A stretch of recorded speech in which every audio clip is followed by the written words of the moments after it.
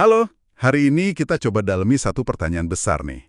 Gimana sih kita, manusia, bisa kerjasama dalam skala yang, ya, raksasa gitu? Betul. Sumber kita kali ini gagasan-gagasan kunci dari buku Nexusnya Yuval Noah Harari.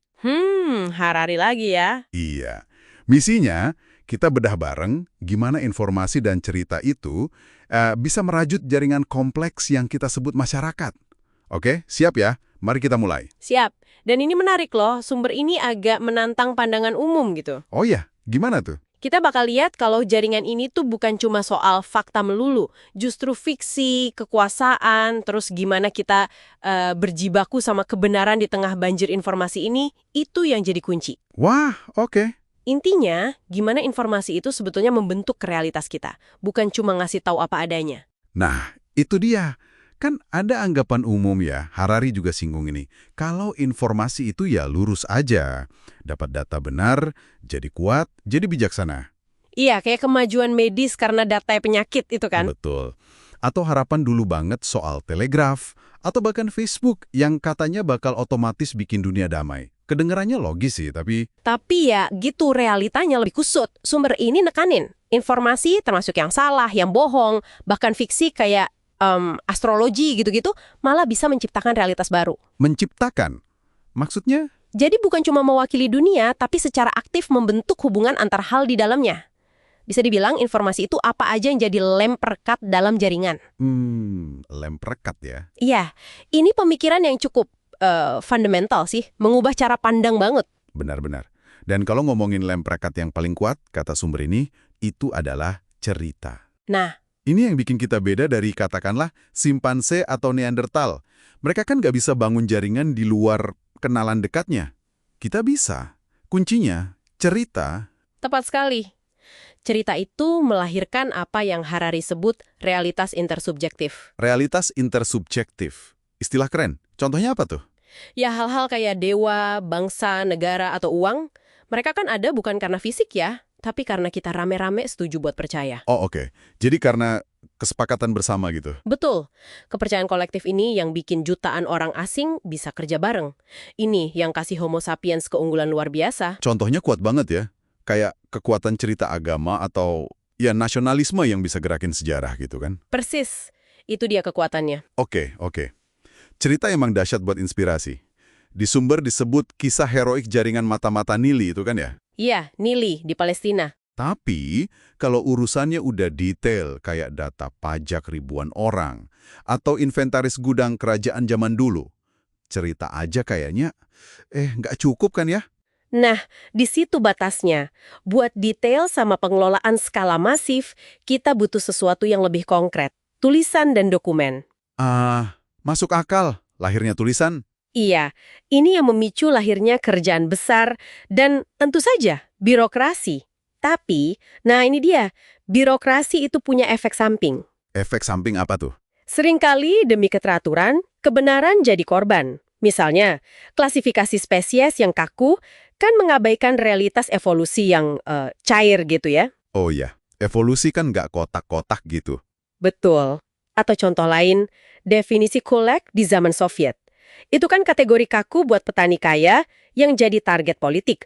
Padahal kenyataan di lapangan ya jauh lebih kompleks, nggak hitam putih. Jadi ada semacam tarik-menarik terus ya antara nyari kebenaran sama jagain keteraturan. Selalu. Terus, gimana jaringan yang sehat bisa nyiimbangin ini? Apalagi, gimana caranya dia memperbaiki diri kalau udah salah jalan? Kuncinya, kata Harari, di mekanisme koreksi diri. Ada nggak sistem buat ngecek dan benerin kesalahan? Oke, contohnya gimana? Sumber ini bandingin institusi yang lemah soal ini, contohnya Gereja Katolik pas zaman perburuan penyihir. Ironisnya, buku panduannya, Malleus Maleficarum, malah nyebar luas gara-gara mesin cetak. Wah, ironis banget ya. Mesin cetak malah nyebarin panduan yang, ya, bermasalah. Iya kan? Nah, bandingkan sama institusi yang punya mekanisme kuat, kayak sains. Di sains, kemajuan itu justru lahir dari upaya mengoreksi pendahulu.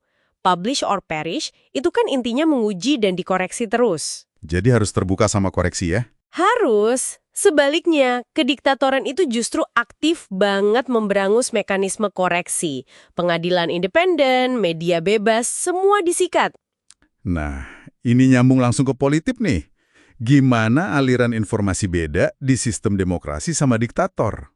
Jelas beda. Di kediktatoran, informasinya dipusatkan, kritik dihabisi. Demokrasi ya idealnya lebih tersebar. Ada lembaga kayak pengadilan independen yang bisa jagain kebenaran walau mungkin mayoritas lagi nggak setuju. Kayak perdebatan soal invasi Irak 2003 itu ya? Kan ada perdebatan sengit soal bukti-buktinya. Betul. Itu contoh mekanisme koreksi walau mungkin nggak sempurna tapi ada. Dulu kan katanya tantangan demokrasi skala besar itu teknologi informasinya terbatas. Athena kuno mana bisa sebesar Kekaisaran Roma gitu kan? Iya, bener. Sekarang tantangannya kayaknya kebalik. Teknologi bisa jadi terlalu kuat, algoritma misalnya. Algoritma, kenapa dengan algoritma? Ada potensi algoritma itu mendominasi atau malah memanipulasi diskusi publik. Sumbernya nyinggung dugaan peran algoritma YouTube dalam politik di Brazil misalnya. Wah, ngeri juga ya kalau gitu. Ini membawa kita ke perubahan yang paling baru dan mungkin paling, fundamental. Hadirnya pemain non-manusia dalam jaringan kita. Maksudnya AI, kecerdasan buatan. Nah, ini dia. Harari nekenin banget, AI itu bukan sekedar alat baru kayak palu atau mesin cetak. Terus apa dong? AI bisa jadi anggota baru di jaringan informasi kita. Dia bisa ambil keputusan sendiri, ciptain ide, belajar, dan yang penting bisa belajar bias juga dari data kita. Waduh, jadi bukan cuma alat tapi partisipan ya? Ini rasanya lompatan besar banget. Sangat besar. Ini bisa mengubah struktur jaringan secara mendasar. Potensi pengawasan model totaliter jadi lebih nyata dengan data biometrik, jejak digital kita semua. Muncul pertanyaan eksistensial. Siapa yang ngontrol siapa nantinya? Kalau algoritma bisa baca dan mainin emosi kita, batas antara manusia dan mesin di jaringan informasi ini makin kabur. Oke, jadi kalau kita coba tarik benang merahnya nih buat Anda yang dengerin. Kita semua ini hidup dalam jaringan informasi yang makin kompleks, makin kuat. Jaringan yang dirajut dari lapisan-lapisan cerita, dokumen, birokrasi, dan sekarang algoritma non-manusia. Iya. Jadi pertanyaan penutup mungkin ya buat Anda renungkan. Saat batas antara realitas objektif, kayak batu di depan Anda, terus realitas subjektif, rasa senang atau sedih Anda, dan realitas intersubjektif, nilai uang di dompet Anda. Bahkan realitas antar komputer kayak dunia Pokemon Go gitu ya. Nah, iya.